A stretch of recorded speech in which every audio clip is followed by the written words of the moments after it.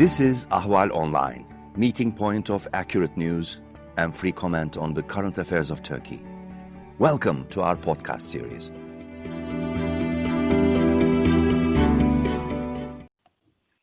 Hello, and welcome to Talking Turkey. I'm your host, Ahval editor David Lepeska, and with me today is a returning guest, Alexander Clarkson, a lecturer on German and European Studies at King's College London. Hello, Alex, and thanks so much for joining us. Hi, David. We are speaking on Monday, the 6th of July, a few days before the European Parliament is set to examine Turkey's negative role, or what it perceives as Turkey's negative role in the Eastern Mediterranean, in particular a June 10 maritime confrontation in which a Turkish warship thought to be carrying arms to Libya refused to allow a French frigate and a Greek ship to carry out mandatory inspections as part of a NATO and United Nations arms embargo on Libya.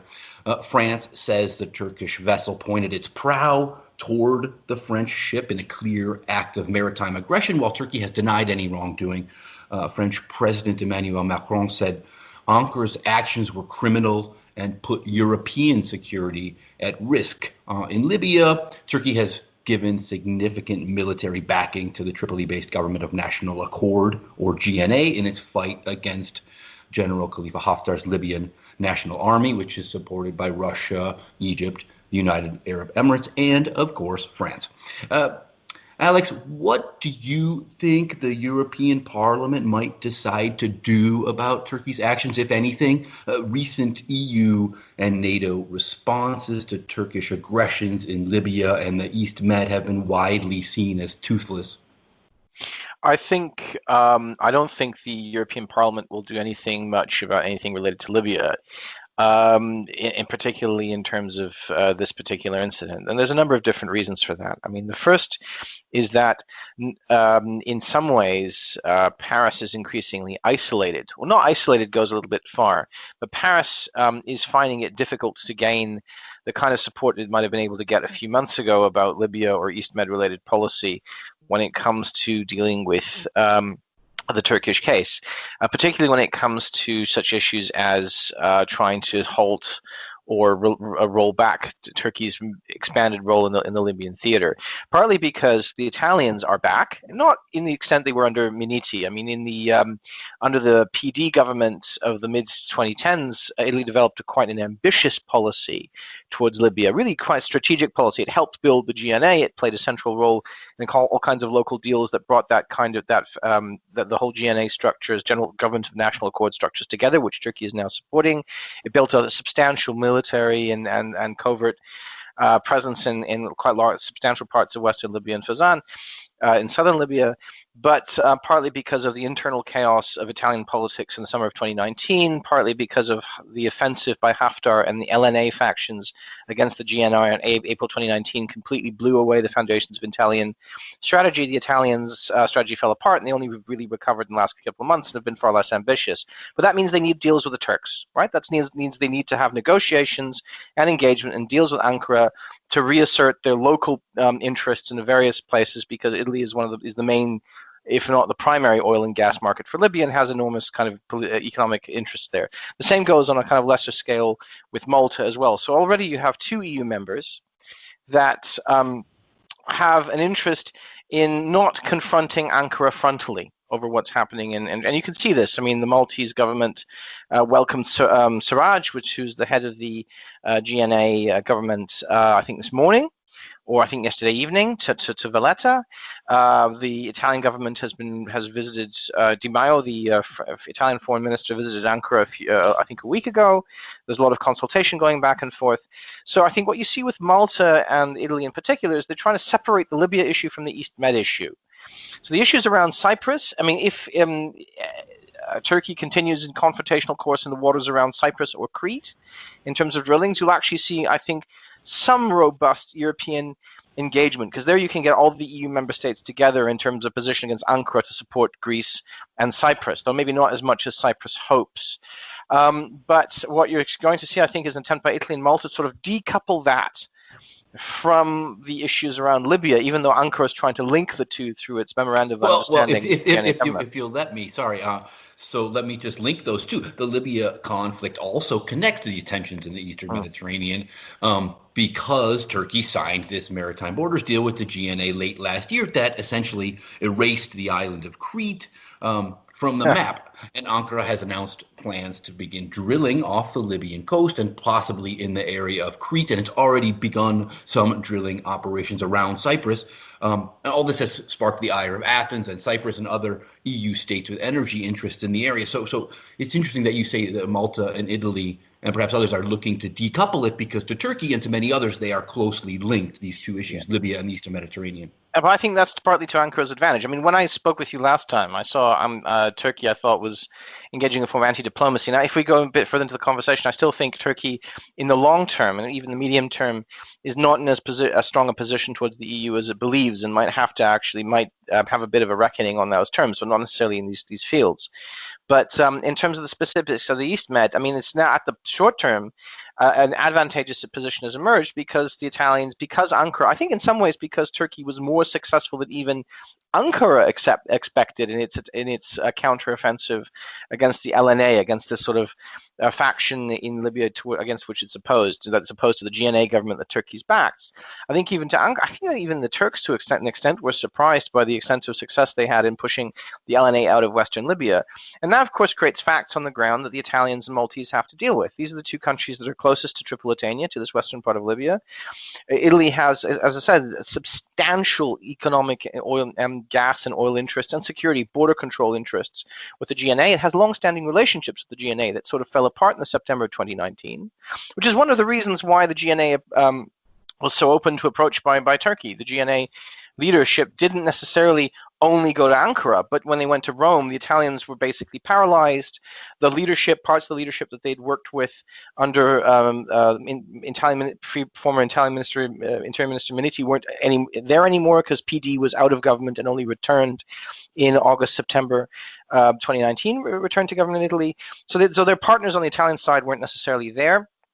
On the political level, a lot of Italian officials in the Ministry of Defense and Ministry of Interior and Ministry of Foreign Affairs were, as a result, very frustrated because of the lack of any clear signal from their political leadership. So, in a sense, the GNA was left with only a single choice. And in that context, in November 2019, the GNA didn't have much choice but to sign a deal with Ankara. So, in the short term, these kinds of internal EU divisions that are opening up, driving a sort of sense in Rome and Valletta to sort of try to sort of decouple this a bit, to sort of say, all right, we disagree with your deal, this MOU with the GNA. We are going to back Greece and Cyprus robustly when it comes to the specifics of Crete and Cyprus, in which the Italians actually have. But when it comes to the specifics of what's happening on the ground of Libya, we're going to try and decouple these things a bit, because actually Rome's interests align more with the GNA than they align with France's support for the LNA. So in the very short term, this gives an Ankara an advantage in the particular Libyan space, that whatever confrontations you have, say, between the French and Turkish ships, it's worth noting that actually the Italian naval presence around West Libya is more substantial, and the Italians are, surprise, surprise, not getting in the way of any Turkish naval transport efforts. They're not there's a few interceptions by the Guardia di Finanza and so on, but on the broader terms, the Italians could be doing much more to blocking what the Turks are doing in Libya, and they're not. And so I think that's a problem that is presented, that France has actually kind of assumed that it would receive a level of backing from EU partners that it's not, in terms of France's particular version of Libya policy. And traditionally, the Libya file has always, before the 2011 war, the fall of Gaddafi, the Libya file was traditionally always something that the Italians dealt with. So on the EU level, and particularly with the issues of border control that open up. So, these kinds of tensions that you have, they're not as bad as they were maybe a few years ago between Rome and Paris. Both sides are trying to sort of find a relatively civil way of working these differences out within EU institutions. But it still comes down to the fact that the Italians have different interests. Okay, in Libya. Let's say this Italian and Maltese view were to gain ground in the EU, and that Turkey were to some extent be allowed to do what it wants in Libya in terms of that Libyan intervention, but not in the Eastern Mediterranean. Yeah. What would that look like? What would the EU do about what Turkey is doing in the Eastern Mediterranean? I think, you see, this is where I wonder about Turkey's long-term position. If Turkey had, I mean, Turkey does, in the Turkish Ministry of Foreign Affairs and around Ankara and the Ministry of Defense, does have some very sharp strategists and has some very sharp, still, despite all the purges and all the people who've had to leave since 2016, there's still a lot of smart people in the Turkish bureaucracy. Now, if they were running things, if they were the final deciders, there is a pathway for Turkey to sort of work on these kinds of internal tensions within the EU structures and at some point make an offer or open up to serious negotiations directly with the Greeks and Cypriots, which would sort of, open up a pathway. They wouldn't necessarily be to terms that Greece or Cyprus would accept, but open up enough of a pathway to dialogue that somebody in Rome or somebody in Malta or other states like the Spanish, Repsol also has substantial interests in southern Libya. That's the one of the main Spanish oil and gas firms. And they're not necessarily very happy about UAE or Russia or Egypt playing a too big a role in those parts of Libya where Repsol has interests, where the Spanish companies have interests. So it could open up on these divisions, at least sort of try to build a better negotiating position for itself. Because in the end, the East Med dispute will have to be negotiated, right? There's no way Turkey is going to actually extract substantial amounts of gas and build the gas pipeline infrastructure and get the financing without some kind of deal with the Greeks, Cypriots, and the EU. I mean, a lot of what it's doing, if you look at it in terms of long-term strategy, is building up as advantageous a negotiation position as it can for itself. But if you look at the certain kind of mindset of the very top of the Turkish leadership, you can see a situation emerging where actually Turkey builds up a relatively okay, advantageous negotiating position, but doesn't then follow through on the what is needed diplomatically to build a kind of off-ramp for the EU side, build a potential basis for dialogue with Cyprus and Greece that could then lead to an outcome which all sides benefit from. You're saying like Turkey could, in a way, like lose all this ground that it's gained if it's not careful now. If it's not careful now, I mean, it has gained ground. I mean, that's what, as I said, I mean, when we spoke last time about the Libyan case, I didn't think the LNA had. I mean, I think a lot of people overestimated the ability of LNA and the Russian mercenaries that it was using or backing its Russian, UAE, and Egyptian backers to really gain Tripoli. I think that was overestimated. I think what Turkey had put in was enough to stop that. And then I thought at some point, there would be a stalemate on the ground and it would lead to negotiations. Now, what surprised me and a lot of people observers was actually not just that the Turks were able to sort of enforce a stalemate, but that they were actually able to push the LNA back so far, which showed a lot of internal weaknesses within the LNA structure, within the people, the whole coalition of factions around Haftar, that showed the limits of what you could do with the Russian mercenaries. I don't think you can blame Wagner, the Russian mercenary structure, the Russian state support structure, for what happened. They were just trying to sort of deal with a situation that had already become impossible and did their best. And in fact, in many ways, the withdrawal for Russian and Egyptian interests makes a lot of sense. I mean, in a sense, the Russians and Egyptians can now entrench their influence in eastern Libya and still box the Turks and the GNA into what is mostly western Libya and keep them out of large parts of the rest of the country. That's still not a bad position for the LNA or the Russians or the Egyptians to be in. I think it's more of a problem for UAE, which has always had a maximalist view of its goals in Libya. UAE seems least inclined to look for some sort of negotiated outcome. But it then comes down to Turkey. Is Turkey willing to then sit down and use the kind of advantages it's built up to then follow a pathway through to some negotiated settlement, which will require compromises, will require approaching Athens and Nicosia, and will require some kind of form of reestablishment of dialogue, which is the Turks can probably do from a better position. Because the problem is if the Turks wait too long, domestic instability, internal economic instability in Turkey, a potential lira crisis, a potential situation where the economic foundations of the Turkish geopolitical position, which are actually quite weak, catch up with Erdogan and the AKP leadership, and then undermine their ability to use these advantages if they have to then turn to the EU and require economic assistance or assistance from the IMF at a wider level. Now to another long-running Turkey-EU issue, which actually also points to Turkish domestic instability, refugees and migration. Yeah. Greece and the EU are facing calls to probe the death of a Syrian man at the Turkish border after a report by London-based research group Forensics Architecture concluded it was, quote, highly probable he was shot by Greek soldiers. Mohammed Al-Arab, a 22-year-old man from Aleppo, was killed in March as he joined the thousands or tens of thousands of migrants seeking to enter Greece after Turkey followed through on President Erdogan's threat to, quote, open the gates to Europe. Athens has rejected accusations of using live fire, and many analysts have accused Turkey of weaponizing refugees in order to pressure Europe into providing greater funding for the 3.5 million Syrian refugees already in Turkey, or to come to Turkey's aid in Syria's Idlib province, where some 2 million displaced people are living in ad hoc camps along Turkey's border. The European Parliament is holding a hearing today, Monday, on the EU's immigration policy and is supposed to quiz the Greek government on the deaths of Al-Arab and a Pakistani man as well. What's your view of all this? Is Turkey to blame? Is Greece to blame for these incidents at the border, or both of them? And should the EU change its immigration policies? And if so, how? I think sometimes it's too much of a cop-out to say all sides are to blame. But in this situation, when it comes to the way in which both Turkish and EU border and refugee policy have evolved, all sides are to blame. I mean, I think that situation was both a failed attempt actually by Erdogan to put the EU under pressure by threatening, which turned out to be more of a bluff than anything else, but threatening the EU with a refugee wave. So that was an irresponsible act, which proved, I think, was actually probably diplomatically and politically unnecessary in that context, particularly since Turkey actually managed to get a very swift grip on the situation in Idlib itself by demonstrating a robust use of force, and also in the Idlib context, actually demonstrating the limits to how far Russia is really willing to go to back Assad's maximalist aims. That's a different story, the different issue. So I think, first of all, that Erdogan misused refugees and in a sense did something openly which he might have done more tacitly in 2015, maybe did even more effectively in 2015 for Turkey's interest by not shouting so loudly about it, but just letting things run their course in 2015. I think the second thing is that Greece, you have this ongoing paranoia within Greek politics about having to face a second wave like in 2015 and a deep fear.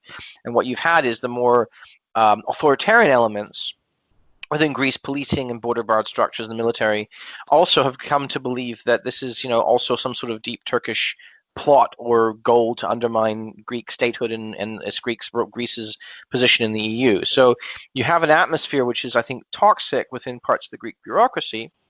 That we should mention, however, that EU officials have largely supported that view. Yeah, no, I was going to get to that. I think this is the thing. You have a toxic atmosphere within the Greek context. Not throughout. There are very many professional Greek military people, very many professional Greek military officers, very many professional Greek policemen and border guard people who themselves are a little bit sketchy, and are not automatically people are going to go out and shoot people. But unfortunately, their voices were not necessarily the ones being heard at that moment in time, and that's an opportunity for the EU either to come in and say, to a member state through an institution like Frontex, which is increasingly centralizing control of border management and border security throughout the Schengen area, and throughout even parts of the EU beyond it, Frontex is the EU's border control and border management institutional organization whose power is rapidly expanding. It could have either, had option one would have been to go in and say, calm down the Greeks and sort of assist in terms of robustly defending the borders, but also ensuring that it's done within a kind of human rights framework that lives up to EU's sort of theoretical aspirations in terms of a different form of statehood. Or in the second case, and that's the option that they chose, the full backing of the EU Commission under Ursula von der Leyen, you go in and robustly demonstrate to Greek and other EU voters that no, this time we're serious about controlling the borders, and you can trust a system that opens up borders within the EU because the borders outside of the EU's Schengen area will be robustly enforced with lethal force. And in the end, they went for option B, again, because of the kind of political traumas and experiences of 2015 and the fears of the rise of populism or the way it might fuel populism. But that meant that, in a sense, the EU didn't just tacitly back the use of maximum force against potentially refugee entrances. They actually even praised it to a certain extent, not the actual shootings. Obviously that created a degree of step back and a bit of shock on the EU side as well. But they, up to that point, you even had the EU side describing Greece and Greece's military and border forces as the EU's shield against the misuse of refugees for geopolitical purposes, I think is the way in which Ursula von der Leyen, the head of the EU Commission, phrased it. So in the end, the EU leadership and most EU membership states went for option B out of a deep fear of sort of not just the refugee wave, but the kind of potential populist destabilization by anti-EU populist parties within the EU member states that may emerge afterwards. And that again sort of led to a kind of that didn't just sort of tacitly back what the Greeks were doing, it sort of encouraged it almost to the extent to which excessive force was used. But remember, also in those situations, there was also indications of Turkish irresponsible behavior by Turkish border police and Turkish police and troops on the border in terms of waving firearms about. It was a really nasty situation in which all sides were at fault. What does this say about EU border policy? It says in the short term we're going to see a militarization of EU border policy. Frontex, the central agency for managing the borders, is getting over the next decade 10,000 of its own personnel. I think they'll actually expand to something substantially larger. It'll be the first armed force, more or less armed force, under central EU control, and it's designed to be a kind of flying mobile reserve that supports the border guards of EU member states and actually has substantial control over what the border guards of EU member states do that are along the EU's collective borders, in particular structured around the internal borderless Schengen area within the EU. And that's also, I think, a worrying sign that this agency is going to be the first EU substantial security agency that isn't just about coordinating policing or high-level investigation. You're also seeing something parallel in the emergence of the European Public Prosecutor's Office, which is the first kind of a European prosecutorial judicial body, first law enforcement body built, and the expansion of Europol. But I think in terms of Frontex, the worrying thing is that this is an institution that's anchored in the notion that for the EU to survive, you need to militarize its borders and use force to and support various stabilization operations, which is a euphemism for quasi-military action, to sort of fortify and protect the EU's borders. I don't think that's necessarily a desirable long-term outcome for the EU. I think a more desirable and more sustainable EU migration policy is one that works together with neighboring states and gradually finds ways of integrating neighboring states into the EU system in ways in which creates a more managed flow of migration, through also opening up the EU a little bit more to the labor migration that it needs, and also in terms of increasing prosperity and legal access through integration of countries like Turkey, Tunisia, Algeria into the EU, maybe even Libya eventually, God knows, sometime long in the future, or Morocco into the EU's system, as Ukraine has been. Ukraine, for example, isn't a member of the EU, but through the Deep and Comprehensive Free Trade Agreement and the Association Agreement, Ukraine is part of the EU system, which gives Ukrainians not full Schengen access, but substantial access to Schengen, and the Ukrainian economy substantial access to Schengen. And that actually creates that. The paradox is that actually the more you reduce border controls, the more you can, and the more you develop shared frameworks and shared regulatory structures and shared ways of managing and steering labor throughout this kind of wider zone. And the more you increase prosperity in states along the EU's borders, actually the more migration actually, after an initial surge, tends to stabilize. But I fear that, whereas Ukraine and Tunisia are being treated along that kind of basis, I don't think Turkey is going to see that kind of approach anytime soon, because of other diplomatic issues that we've already referred to, and an underlying distrust of where the AKP is taking Turkey. Right. Speaking of that, today, EU Foreign Policy Chief Josep Borrell is in Ankara, and he just minutes ago held a joint press conference with Turkish Foreign Minister Mevlut Çavuşoğlu. One of the issues under discussion was travel.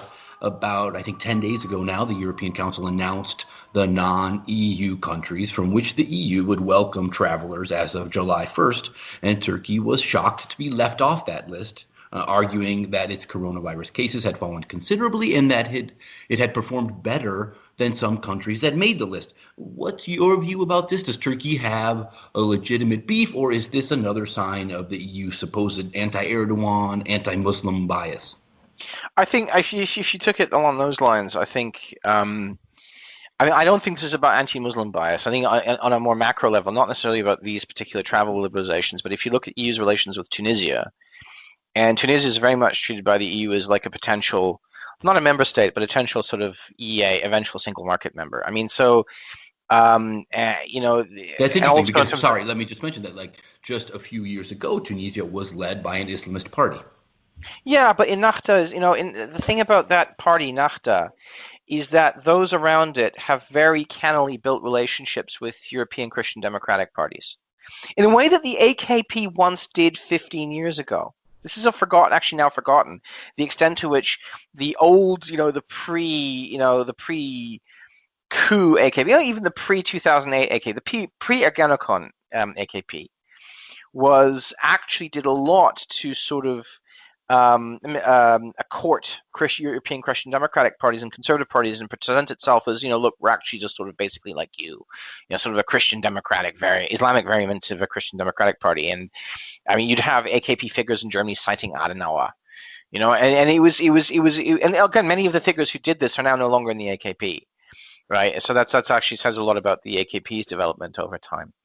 But in this kind of wider context, this is about a number of different things. So Nahda, for example, the Tunisian party has, I think, in a much more genuine internal development, sort of courted the EU on that kind of level, and there's actually a very strong secular more socialist trade union forces in Tunisia that developed this. So I think this notion of anti-Muslim bias, I mean, you have to look at how the EU deals with other states around its borders. And there's a degree of anti-Muslim bias in some of what the EU does, but I don't think it's as systemic as many on the AKP side now claim. In terms of these specific travel restrictions, I think it's partly yes, this partly, I think, particularly driven by France, a suspicion of Turkey as a whole. But I think there's also a much more systemic problem in that people don't necessarily, within the EU Commission, don't necessarily trust Turkey's figures on COVID-19. And that may be unfair. So, I mean, that may be a little bit unfair towards the Turkish state at this point, but there was an early phase of the COVID-19 crisis where, the responses of the Turkish state were quite, slapdash or quite sort of unwilling to admit there was a crisis on. And there's also a more fundamental problem in terms of post the 2016 coup, but also actually post really 2012, 2013, post Gezi, among some EU states, post Ergenekon, there was a kind of a distrust of the information supplied to them by Turkish state institutions, and a distrust of the figures. And of course, this also comes back to a background of a breakdown of trust between the EU member states, the EU institutions, and the Turkish state, and particularly the AKP leadership. But that then means that when you have to make decisions on an EU side about who you're going to open up to in a moment of crisis such as COVID-19, you're going to open up to states who you trust. Right, in states whose state institutions you trust, with which you have like a daily flow of communication. This hasn't really happened yet for Tunisia, but Tunisia, you have that daily flow of communication, right? And I think that puts the Tunisians, remarkably, if you think about where Turkey and Tunisia were for 20 years ago, that puts Tunisia in a much, much better position in relation to the EU than it does Turkey. If I'd said this to somebody coming from 2000, they would have thought it was a mad thing to say. But it's remarkable that there's this kind of change in the trajectories between Tunisia and Turkey. Whereas in the Turkish case, they don't trust. If you don't trust what the Turkish side is telling you, then you're going to go safety first and not open up to Turkey as quickly as, say, the Turkish state wants. Right. Speaking of the states that EU trusts, last week, German auto giant Volkswagen scrapped plans to build a 1.3 billion euro car factory in Turkey's Manisa province, citing a slump in demand caused by the coronavirus pandemic. This move came about 8 months after Volkswagen halted the project because of Turkey's Syria offensive against Kurdish militants allied with the United States. Erdogan had reportedly become personally involved in the effort to persuade Volkswagen to stay, offering incentives and tax breaks. So the loss of this factory and its 4,000 or so jobs amid an already troubled economy must be a tough blow. What's the view in Germany of all this and at Volkswagen? Was this really because of the pandemic, or did it have something to do with Turkey's democratic backsliding? I think a whole number of different factors kind of converged on that. I mean, this is I found an interesting decision partly because, personally I grew up in Hannover, which is just off Wolfsburg. I mean, those are the two main HQs of Volkswagen. So I grew up in a city that lives and breathes the German car industry, and I have just knowing the kind of Volkswagen mentality. It's the people who run it. It's very much safety first. Right, and to get Volkswagen, I mean, it was remarkable that the Turkish state was able to get Volkswagen to invest, because, I mean, VW is extremely careful about the kind of investment decisions it makes, and the fact that it was still willing to take these risks in the Turkish market after 2016 showed a number of things. That it already has a substantial supply chain in Turkey, which is cemented by the Turkey's customs union with the EU. It shows how important that customs union is with the EU, and also understandably why Turkey wants to renegotiate it to sort of expand those kinds of advantages. But it also, as these kind of issues evolved, what you again see is again, Volkswagen is intertwined with the German state. On a regional level, the government of Lower Saxony, in Germany, of course, regional governments are very, very powerful within the German system. The government of Lower Saxony has a 25%, I think it's a bit lower now, 21.3%, I think, stake. I'll probably get corrected online about that. But it has over 20% stake in Volkswagen. So the trade unions play a huge role in organizing Volkswagen, in helping to co-manage Volkswagen. So it's very politically sensitive as well as a company. So, I mean, with Turkey's deteriorating reputation, with a growing sense of internal instability in Turkey, with a sense also among VW managers that, they don't necessarily trust the rule of law, you also have people of Turkish origin and Turkish background as managers and as trade union figures. You also have people of Turkish and Kurdish origin as managers and trade union figures in Volkswagen. Volkswagen, not at the very senior level, but at a sort of middle management level, at the trade union level, has been has done quite well on that front. Many are, come from a political tradition that isn't necessarily friendly to the AKP. You've got a whole set of factors already that meant that project was already running a little bit against headwinds. And Izmir actually is also a CHP region, so there was also a degree of sense that these are local politicians we can work with. So then you have the decisions surrounding the Turkish invasion of another part of northern Syria, Tel Abyad, the attacks on the YPG. And then you now have a COVID-19 situation, which is also what we've seen as an erosion of trust on the state level, then impacts the way in which corporations begin to see whether they can trust the Turkish state as well. And because VW is so intertwined with the regional and federal German state, you have basically a corporation that can pretty well pick up a lot of the information the German regional and national state are getting about developments in Turkey. So I think that the project already looked sketchy before the initial suspension in November. And then, because of the COVID-19 situation, it was going to be the first thing that VW cuts to save money. Once that had been suspended, it was always going to be exposed to the first major crisis. So with the COVID-19 situation, it was obviously going to be, because not a lot of money had been invested into it, it was going to be the first thing that was canceled. Also worth keeping in mind that the Bulgarians were very, very quick after the initial suspension to get on the line to Wolfsburg, I think even the Bulgarian Prime Minister personally. And that was also a good old sign that, Turkey sees the Bulgarian leadership as an EU member state with which it has a very friendly relationship. But when it comes down to investment from a German corporation, that's when friendship ends. And the Bulgarians were also quite ruthless and seeing that opportunity and trying to get that investment to a lesser extent pointed towards maybe Varna or another major Bulgarian industrial center. Okay, now to one last emerging Turkey-EU issue, religion. 2 weeks ago, the Dutch parliament published a report finding that Turkey's Directorate of Religious Affairs, or Diyanet, had been using fear, intimidation, and threats to influence people of Turkish origin in the Netherlands in an effort to perpetuate a Turkish vision of Islam. Then last week, Belgium's State Security Services published its annual report, which listed the Islamism of Turkey's AKP and Erdogan as one of the country's primary threats, and again named the Diyanet as the main problematic actor. These reports are in addition to repeated accusations by the German and Austrian governments that Turkey and the Diyanet have used mosques and imams in their countries for spying and for promoting radical Islam. So here we've got at least 4 European states essentially arguing that Turkey is to some extent violating their sovereignty, looking to influence and intimidate their citizenry and push a particular religious vision. Do you think these concerns are valid or overblown? And if they are valid, what might EU states or the EU do about it?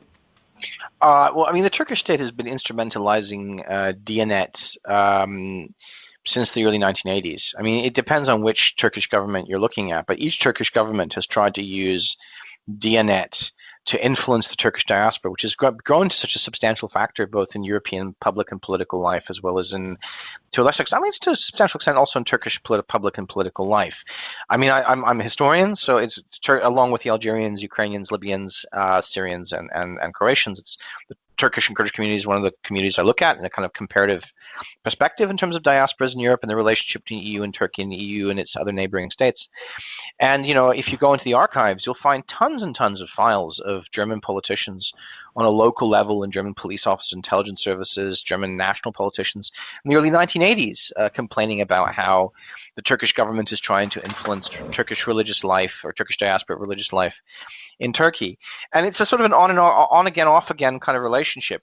When Turkey's interests align with those of the EU member states, all of this spying and all of this pressure and all of this kind of ideological problematic ideological frameworks in which many, not all, there's some really good Diyanet imams on a personal level. It's not the whole structure. But all the structure often is easily pressured by the Turkish state through Diyanet.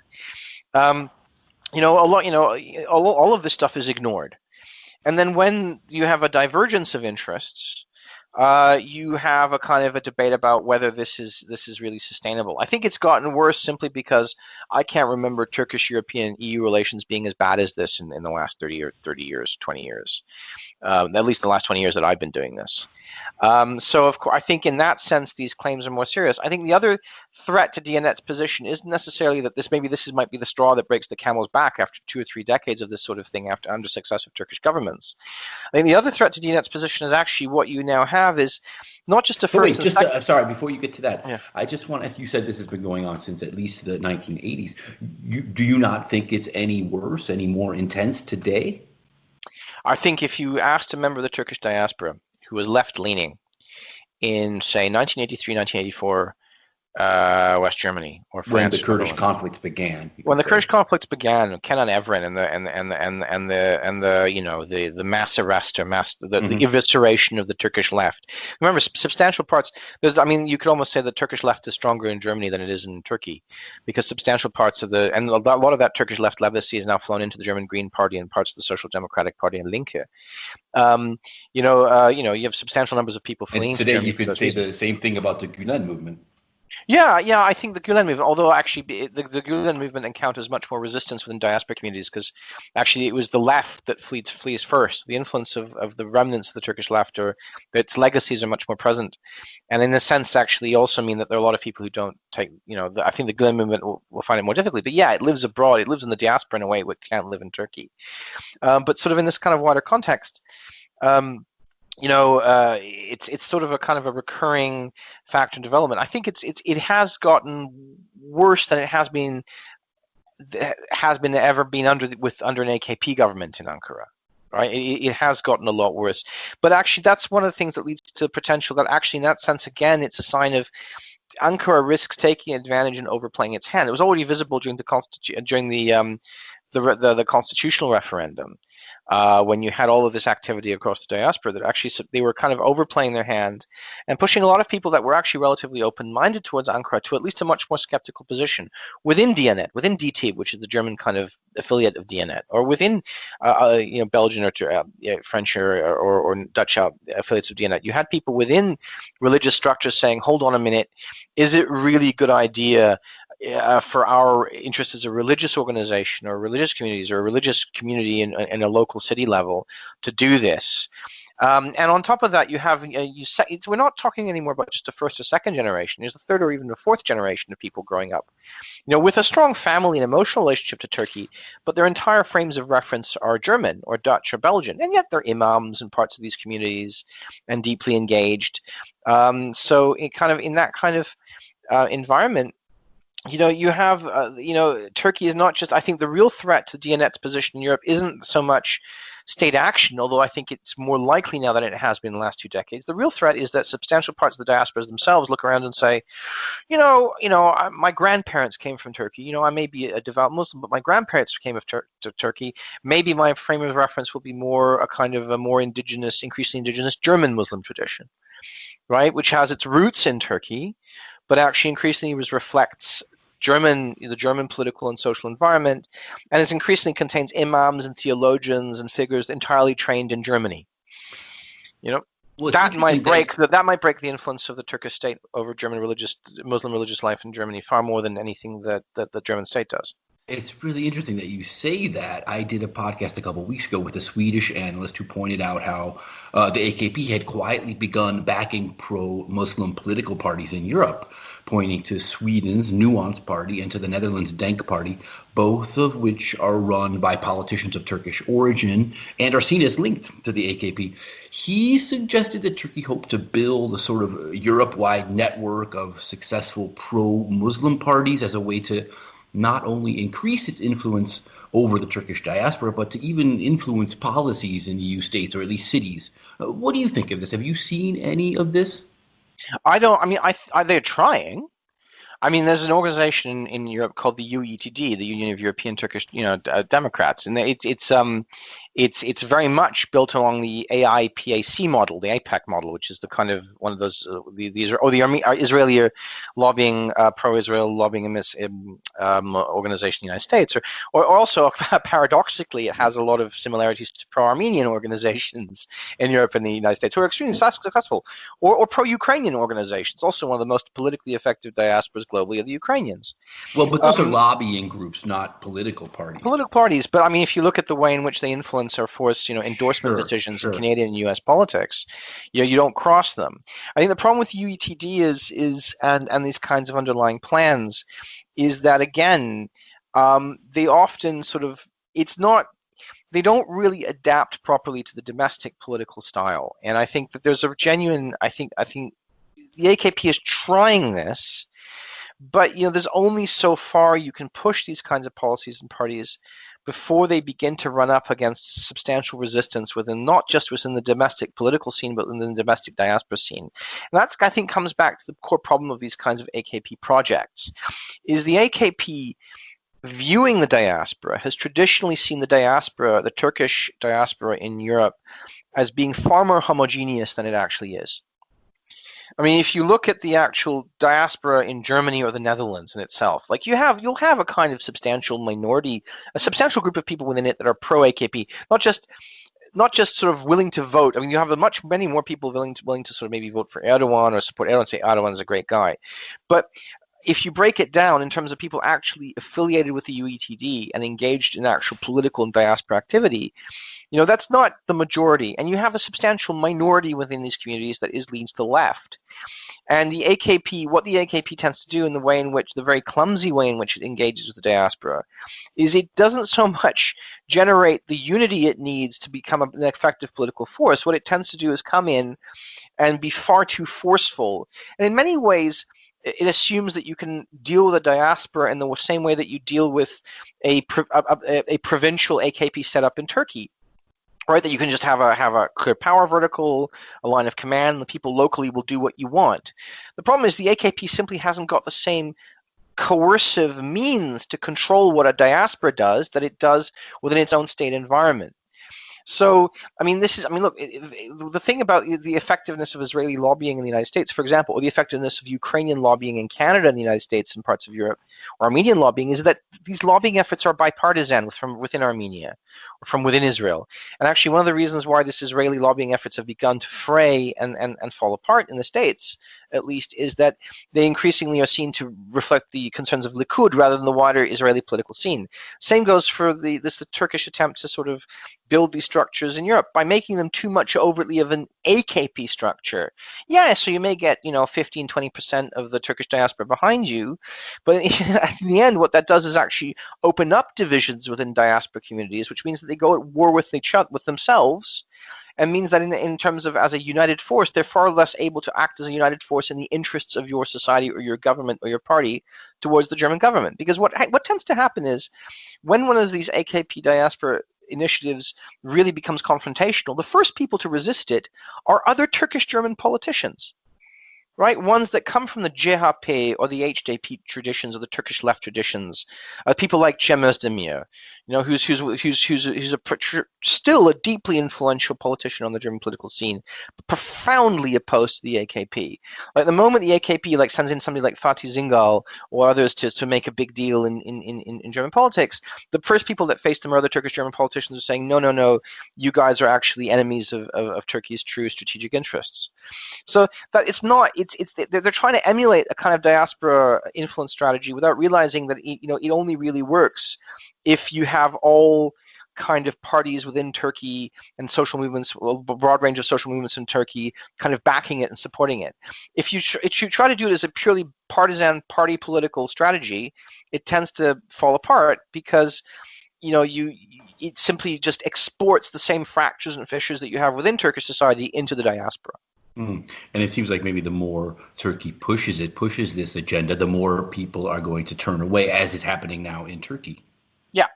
And also, again, it's much easier to turn away in the diaspora. I mean, every person of migrant background has the right to not be interested in their migrant background. So turning away can be a number of different things. Turning away can be engagement in anti-AKP movements, or it can be a lot of people saying, I'm sort of like of Turkish origin, but actually I grew up in Mannheim and I feel more German or feel more Dutch and whatever. And a lot of that is underreported, I think. There's a substantial part of the Turkish diaspora that's still kind of like, yeah, it's nice to go on holiday to meet my cousin, but, politics, who cares? And I think, that's because that's not so a dynamic thing for Twitter or social media.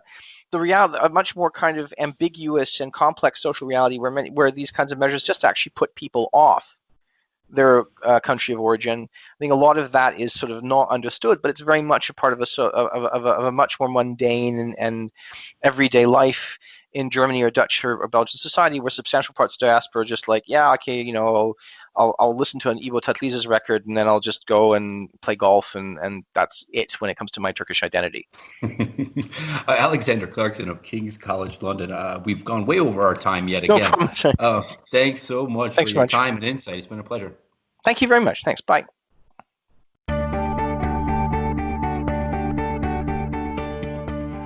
You can follow Ahval News Online podcast series through Apple Podcasts, Spotify, YouTube, Google Podcasts, SoundCloud, and Spreaker. All you need to know about Turkey is here, for your ears, mind, and attention. Thank you for listening to our podcast.